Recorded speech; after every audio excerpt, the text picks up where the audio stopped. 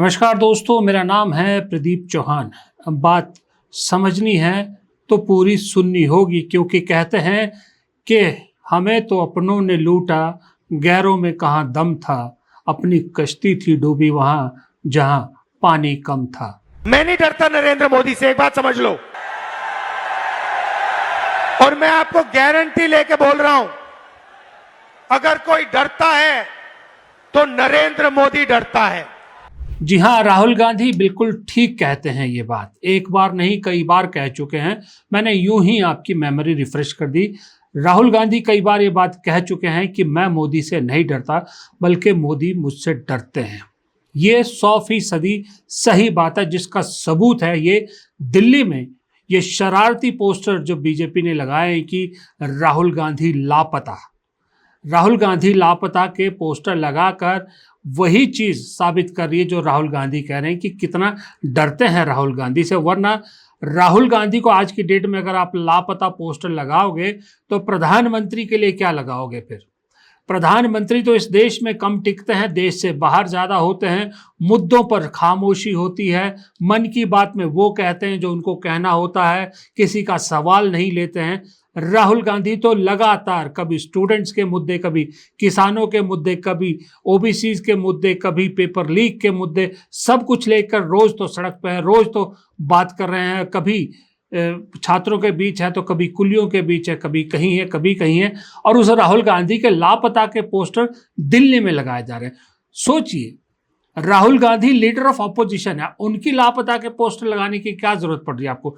क्या वो सरकार चला रहे हैं, या आप ये पोस्टर लगा के ये साबित कर रहे हैं कि भाई दिल्ली में जो भी सिस्टम चलता है वो तो राहुल गांधी के हिसाब से चलता है। जब राहुल गांधी देश में नहीं होते तो सिस्टम रुक जाता है।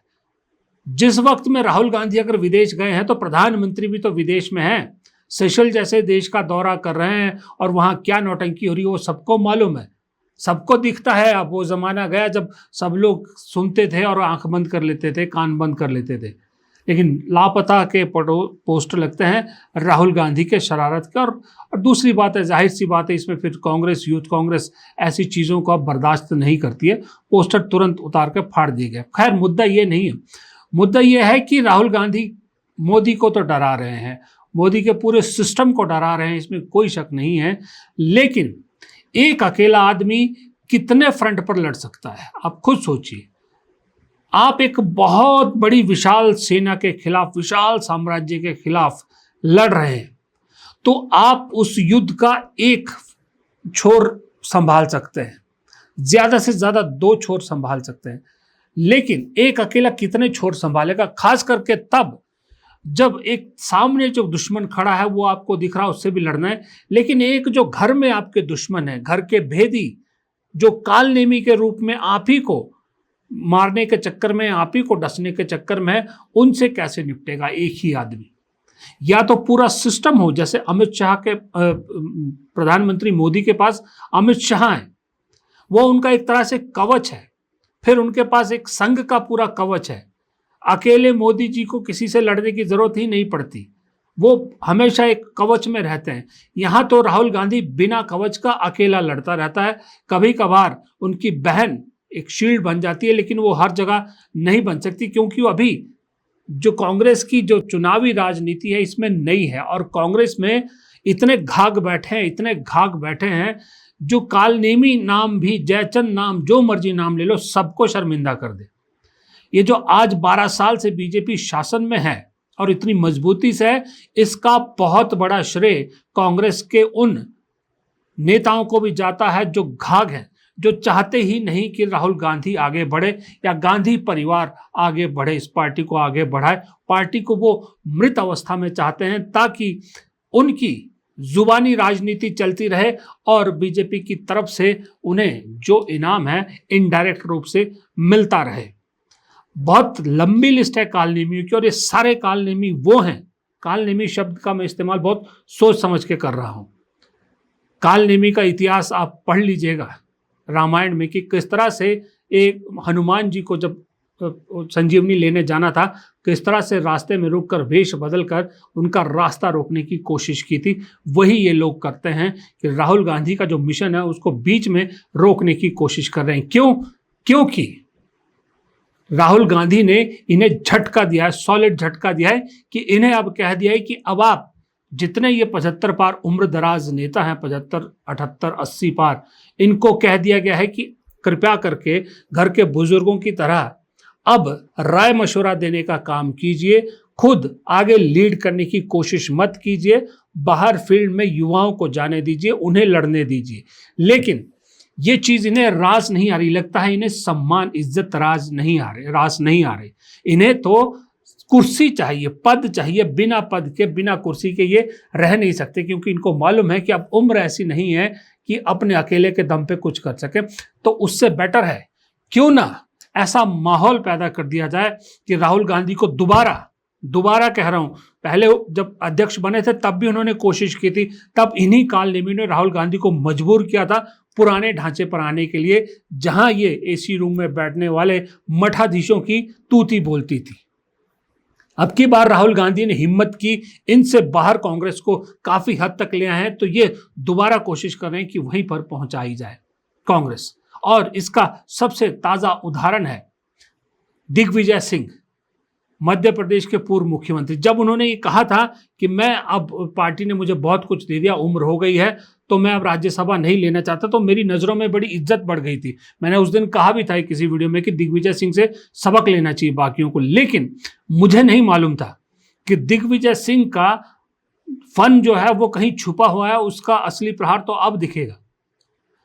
कहा जा रहा है कि जो मीनाक्षी नटराजन, राहुल गांधी जिन्हें राज्यसभा में देखना चाहते थे, राहुल गांधी जिनको बहुत पसंद करते हैं, उनके गांधीवादी सोच को पसंद करते हैं, उन मीनाक्षी नटराजन के कागजों को लेकर जो सारा खेल खेला गया, उसके पीछे दिग्विजय सिंह का हाथ बताया जा रहा है। क्योंकि दिग्विजय सिंह को सीट ऑफर नहीं की गई थी और ये भनक उन्हें पहले लग गई थी, इसलिए उन्होंने खुद ही अनाउंस कर दिया कि मैं अब राज्यसभा नहीं जाऊंगा। लेकिन उन्होंने वहीं तय कर लिया था कि मैं अपनी जगह किसी और कांग्रेसी को जाने भी नहीं दूंगा, भले ही बीजेपी चली जाए। और बीजेपी के साथ उनके संबंध कैसे हैं दिग्विजय सिंह के, ये भी किसी से नहीं छुपे हैं। ये सारा खेल उन्होंने खेला। उसके बाद उसी मध्य प्रदेश में एक बहुत बड़ा मुद्दा उठा मुख्यमंत्री मोहन यादव के जमीन घोटाले को लेकर। जमीन घोटाले को लेकर कांग्रेस ने तीखा रूप अपनाया। प्रदेश अध्यक्ष जीतू पटवारी दिल्ली आते हैं, दिल्ली में प्रेस कॉन्फ्रेंस करते हैं और एक और घोटाले का वो जिक्र करते हैं, एक और आरोप लगाते हैं मुख्यमंत्री पर भारत न्यास को लेकर कि उसकी जमीन मात्र 1 रुपए में दे दी गई है, उस पर लीज पे दे दी गई है, उस घोटाले का जिक्र करते हैं। तो सोचिए, जीतू पटवारी के उस आरोप का जवाब ना मोहन यादव देते हैं, ना उनकी सरकार देते हैं, ना न्यास देता है, जिसके वो चेयरमैन हो जाता है बाय डिफॉल्ट मुख्यमंत्री मोहन यादव। उनके डिफेंस में बाकायदा इतनी मोटी फाइल लेके प्रेस कॉन्फ्रेंस कौन कर रहे हैं? दिग्विजय सिंह। ना सिर्फ प्रेस कॉन्फ्रेंस कर रहे हैं, बल्कि दिग्विजय सिंह को सरेआम झूठा करार दे रहे हैं। दिग्विजय सिंह को नहीं, माफ कीजिएगा, ना सिर्फ दिग्विजय सिंह जीतू पटवारी को झूठा करार दे रहे हैं, बाकायदा दलाल जैसे शब्दों का इस्तेमाल कर रहे हैं इनडायरेक्टली, जो कि सीधा सीधा दिख रहा है कि वो दिग्विजय सिंह पर, माफ कीजिएगा, जीतू पटवारी पर उनका निशाना है।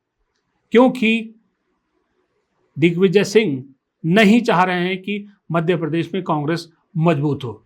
अभी आरोप लगा है कि 1 रुपए में एक ट्रस्ट को जमीन दे दी, बिल्डिंग दे दी गई है जीवाजी महाराज सिंधिया के द्वारा, मतलब सिंधिया परिवार द्वारा बनाई हुई, क्योंकि नया कलेक्ट्रेट बन गया है। वो किसी प्राइवेट ट्रस्ट को नहीं दिया। मैं इसमें लेके आया हूँ घर में, मैं बिना, देखिए ऐसा है, मैं बिना रिसर्च करे आता नहीं।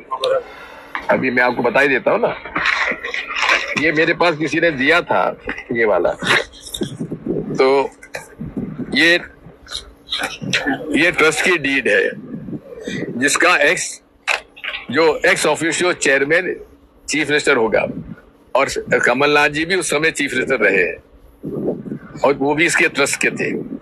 उस समय चर्चा चल रही थी कि इसको ओबरॉय होटल को दे दिया जाए, हेरिटेज होटल बनाई जाए।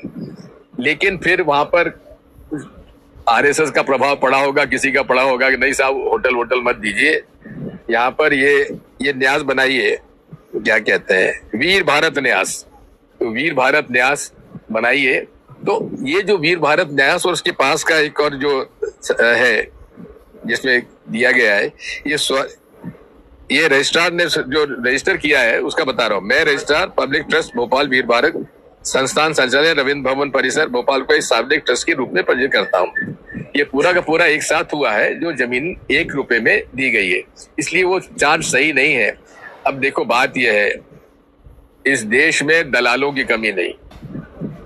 दलाल लोग जो हैं वो लोग अपना झूठे आरोप लगाना और पैसा वसूल करना चलता है, इसलिए ये सब उसका खेल है। ये ट्रस्ट के मामले में मैंने कहता हूँ रिसर्च करे, मैंने आता नहीं हूँ, इसलिए जान करके मैं ये पूरा रजिस्टर पूरा फाइल लेके आया हूँ। इसलिए आप जो है अध्यक्ष रहते हुए, अब आप ये मध्य प्रदेश के अखबारों की, मीडिया की सुर्खियां देख लीजिए। एमपी कांग्रेस में आपसी कलह, दिग्विजय ने जीतू पटवारी के आरोपों को बताया गलत। बीजेपी के रामेश्वर बोले आंखें खोल दी। बताइए, दिग्विजय सिंह की बेबाकी, सीएम मोहन का समर्थन। बाकायदा दिग्विजय सिंह काश मोहन यादव के खिलाफ वो जो जमीन का इंडियन एक्सप्रेस ने घोटाले का जो भांडा फोड़ किया है, काश उसके समर्थन में कुछ और कागज फाइल लेके प्रेस कॉन्फ्रेंस करते तो कांग्रेस पार्टी को कितना फायदा होता। अपने ही प्रदेश अध्यक्ष के खिलाफ मोटी फाइल लेके, रिसर्च लेके बैठे हैं और कह भी रहे हैं कि मैं पूरे रिसर्च के साथ आया हूं, प्रेस कॉन्फ्रेंस कर रहे हैं। अब ऐसे आदमी को कांग्रेस पार्टी राज्यसभा भेजेगी क्या? ऐसा आदमी राहुल गांधी को कांग्रेस में जो बदलाव करने की कोशिश कर रहे हैं उसको करने देगा क्या? ऐसा आदमी मोदी के खिलाफ जो लड़ाई लड़ रहे हैं राहुल गांधी, उसको लड़ने देगा?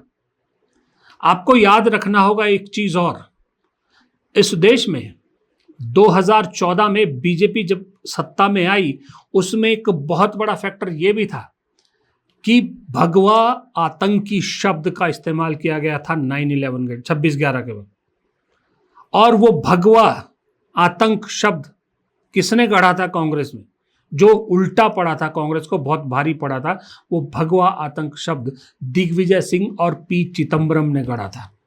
जी हां, दिग्विजय सिंह और पी चिदम्बरम। दिग्विजय सिंह के बाद इन कालनेमियों की लिस्ट में दूसरा नाम पी चिदम्बरम का ही है। यही पी चिदम्बरम है जो नहीं चाह रहे थे कि तमिलनाडु में डीएमके को छोड़कर टीवीके के साथ कांग्रेस जाए। यही पी चिदम्बरम है जो आए दिन कांग्रेस के स्टैंड पर सरकार को घेरने की कोशिश करते हैं, उस पर सवाल उठाते हैं, क्योंकि पी चिदम्बरम भी अब मेन सिनेरियो से आउट हो चुके हैं। उन्हें एक तरह से रिटायर्ड लाइफ जीने का संदेश मिल चुका है। ये पी चिदम्बरम को आपने कई बार देखा है।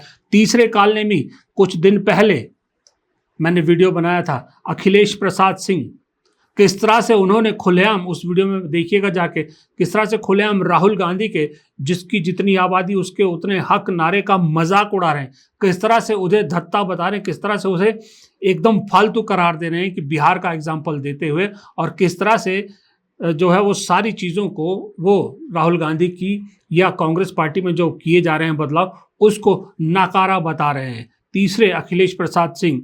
उसके बाद एक और नाम याद रखिएगा, अभी कुछ आया नहीं है सामने, लेकिन ज़्यादा दिन नहीं है, मैं अभी से वार्न कर रहा हूँ। कमलनाथ, दिल्ली के बड़े चक्कर काटे उन्होंने हाल में कि मुझे किसी तरह राज्यसभा दे दे, लेकिन राहुल गांधी ने एक ना सुनी, कमलनाथ को राज्यसभा नहीं दी। तो यही कमलनाथ यूं ही चुप नहीं बैठेंगे, थोड़े दिनों में ये भी कुछ ना कुछ कारनामा करेंगे, लिख के ले लीजिए। इनका ट्रैक रिकॉर्ड भी कुछ खास नहीं रहा है, वरना आप सोचिए कांग्रेस के छोटे छोटे एमएलएस पर तुरंत ईडी सीबीआई की कार्रवाई हो जाती है, तुरंत उन्हें जेल में डाल दिया जाता है, तुरंत उन पर मुकदमे दर्ज होते हैं। लेकिन कमलनाथ इतने बड़े व्यवसायी हैं, मध्य प्रदेश में इतने बड़े व्यवसायी हैं, शायद 7,000 करोड़ से ज़्यादा का उनका एम्पायर है। आज तक एक भी बार ईडी सीबीआई उनके दर पर क्यों नहीं पहुंची, बल्कि वही बाप बेटा बीजेपी के दर तक पहुंच गए थे, बीजेपी ने अंदर आने नहीं दिया, वो अलग बात है। तो जल्द ही वहां से भी खेल होगा, आप देखिएगा। उसके बाद एक और नाम है जिसका जिक्र अभी तक नहीं आया, लेकिन मुझे बहुत बड़ा डाउट है, वो है सलमान खुर्शीद। जी हाँ, सलमान खुर्शीद, जो प्रधानमंत्री द्वारा जो विदेशों में टीम भेजी गई थी ऑपरेशन सिंदूर के बाद, उसमें गए थे। यूं तो अब तक उन्होंने कुछ कहा नहीं है या कुछ इस तरह का बयानबाजी या कुछ इस तरह के संकेत नहीं दिए हैं, लेकिन अलर्ट रहना ज़रूरी है। ये जो अब मैं नाम बोल रहा हूं, इनसे अलर्ट रहना ज़रूरी है। अगला नाम हरियाणा के पूर्व मुख्यमंत्री चौधरी भूपेंद्र हुड्डा। उनका भी वक्त तो हो गया है, बहुत ब्लैकमेल कर लिया उन्होंने पार्टी को। अब राहुल गांधी उनसे भी छुटकारा चाहते हैं, नई पौध को हरियाणा में आगे बढ़ाना चाहते हैं। तो ये भूपेंद्र हुड्डा वही हैं जिन्होंने G23 ग्रुप को भी लीड किया था। उसके सबसे एक्टिव सदस्यों में से एक थे जिन्होंने गांधी परिवार के खिलाफ खुली बगावत की थी। फिर से एक बार अपना रंग दिखा सकते हैं, सावधान रहिएगा। उसके बाद एक और नाम,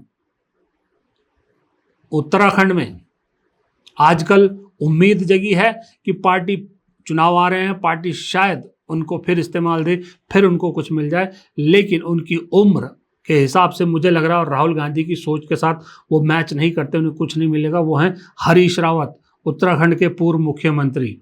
उत्तराखंड में बहुत से नेता कहने लगे, पत्रकार भी कहने लगे, मैंने कुछ यूट्यूब चैनल भी देखे, कुछ अखबारों में पढ़ा कि हरीश रावत कांग्रेस की गेम खराब कर सकते हैं उत्तराखंड में, तो सावधान रहिएगा।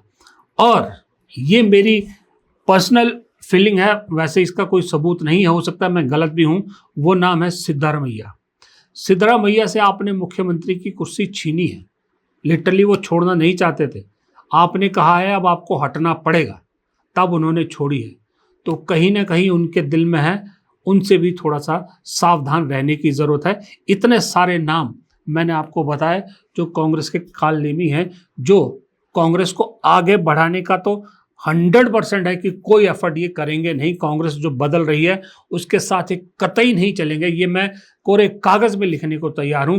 लेकिन कांग्रेस को नुकसान पहुंचाने के लिए ये काफ़ी कुछ कर सकते हैं, इसलिए इनका इलाज करना बेहद ज़रूरी है, इन सबसे सावधान रहना ज़रूरी है। ये तो हैं जो घर के हैं, कुछ ऐसे हैं जो दोस्त बन के राहुल गांधी की जड़ें काटने में लगे रहते हैं। पहला नाम जनाब शरद पवार। जी हां, शरद पवार कभी नहीं चाहते कि महाराष्ट्र में कांग्रेस मजबूत हो। शरद पवार कभी नहीं चाहेंगे कि राष्ट्रीय स्तर पर राहुल गांधी मजबूत नेता हों। शरद पवार हमेशा गांधी परिवार को आगे बढ़ता नहीं देखना चाहते, भले ही मुंह पर हमेशा वो मीठे रहते हैं। मुंह पे हमेशा यूं लगेगा कि कांग्रेस के सबसे वफादार साथी कोई है तो वो शरद पवार हैं, लेकिन असल हकीकत ये है कि जब राहुल गांधी अडानी के मुद्दों को लेकर उठा रहे होते हैं तो पीठ पीछे शरद पवार अडानी से मीटिंगें कर रहे होते हैं। पीठ पीछे शरद पवार अडानी और महाराष्ट्र के खासकर लोकल कांग्रेसी नेताओं की सेटिंग करा रहे होते हैं। इसलिए कभी नहीं चाहेंगे शरद पवार कि कांग्रेस मजबूत हो, राहुल गांधी खास करके मजबूत हो। बहुत खतरनाक खिलाड़ी शरद पवार। और इसी लिस्ट में एक और नाम लिख लीजिए आप, वो मैं ये नहीं कहूँगा कि वो अडानी अंबानी का आदमी है, लेकिन पॉलिटिकली कांग्रेस के लिए फायदेमंद कम, घातक ज़्यादा है। उसका नाम है अखिलेश यादव। अखिलेश यादव को सिर्फ और सिर्फ अपनी जाति, अपने प्रदेश और अपनी पार्टी की पॉलिटिक्स से मतलब है। इससे आगे उनकी बिल्कुल सोचने की ना क्षमता है, ना वो सोचना चाहते हैं। इसका सबसे बड़ा एग्जाम्पल उन्होंने हाल ही में दिया, जब मध्य प्रदेश के मुख्यमंत्री मोहन यादव पर आरोप लगे तो अखिलेश यादव बीजेपी से पहले मोहन यादव के सपोर्ट में उतर आए कि वो यादव हैं इसलिए उनको निशाना बनाया जा रहा है। भाई ये क्या बात हुई, यादव हैं इसलिए निशाना बनाया जा रहा है? मतलब बीजेपी में जितने यादव हैं उन सबको आप पहले से क्लीन चिट दे रहे हो, तो फिर अगर किसी पार्टी, कांग्रेस का कोई या किसी और पार्टी का कोई अध्यक्ष अगर अपर कास्ट से है, राजपूत है, तो वो फिर योगी आदित्यनाथ को क्लीन चिट दे देगी। योगी आदित्यनाथ बेस्ट है, बाकी सब खराब है। अगर कोई ओबीसी जितने कांग्रेस के नेता हैं वो मोदी जी को क्लीन चिट दे दें, तो फिर मतलब क्या बना आपका बीजेपी के खिलाफ लड़ने का? आधी बीजेपी से लड़ना चाह रहे हो आप क्या? कल को अगर आप कह रहे हो कि यादव की वजह से उन्हें बीजेपी में टारगेट किया जा रहा है, खुदा ना खास्ता मान लीजिए फॉर एग्जाम्पल उत्तर प्रदेश में अगर बीजेपी चेहरा बदल देती है, योगी आदित्यनाथ की जगह किसी यादव को मुख्यमंत्री बना देती है, फिर किस मुंह से अखिलेश यादव लोगों से कहेंगे कि नहीं वो यादव अच्छा नहीं है, मैं यादव अच्छा हूं, तब अखिलेश यादव मुंह दिखाने लायक नहीं रहेंगे। तो ये सारे हैं जो एक, अब इसको क्या कहूं मैं, एक पूल ऑफ टैलेंट होता है, ये पूल ऑफ डेंजरस टैलेंट है जिससे राहुल गांधी को बचना है। अब लेकिन दिक्कत वही है, आदमी सामने लड़े कि पीछे से होने वाले वार से लड़े। पर मुझे ऐसा लगता है कि राहुल गांधी ने अब जो कांग्रेस में चेहरा मोहरा बदलने की कवायद शुरू की है, इस पर टिके रहना चाहिए। ये चीज ही कांग्रेस को आगे बढ़ा सकती है। अगर इसको रोक दिया गया तो कांग्रेस फिर रुक जाएगी। इसको आगे बढ़ाएंगे। अब सच में कांग्रेस के साथ जो बचे हैं वो विचारधारा वाले नेता जुड़ रहे हैं, विचारधारा वाले यंगस्टर जुड़ रहे हैं, विचारधारा वाले चेहरे आगे बढ़ रहे हैं।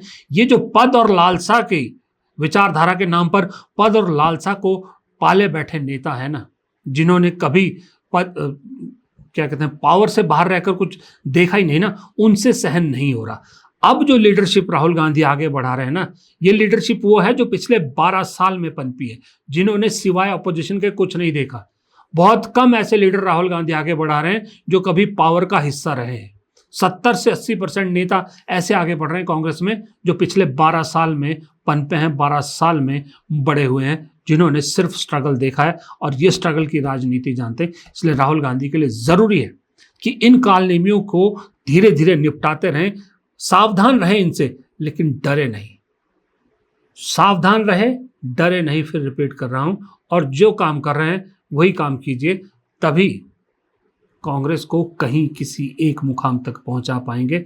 वरना फिर एक बार फ्रस्ट्रेशन में आकर राहुल गांधी कांग्रेस को उस हाल में छोड़ देंगे। उसके बाद दोबारा शायद राहुल गांधी भी कभी कोशिश ना करें। फिलहाल इस वीडियो में इतना ही। वीडियो पसंद आया तो लाइक कीजिएगा, शेयर कीजिएगा, कमेंट बॉक्स में अपनी राय आप भी ज़रूर दीजिएगा, और हाथ जोड़ के गुजारिश है चैनल को सब्सक्राइब करना मत भूलिएगा, सब्सक्राइब ज़रूर कीजिएगा। नमस्कार।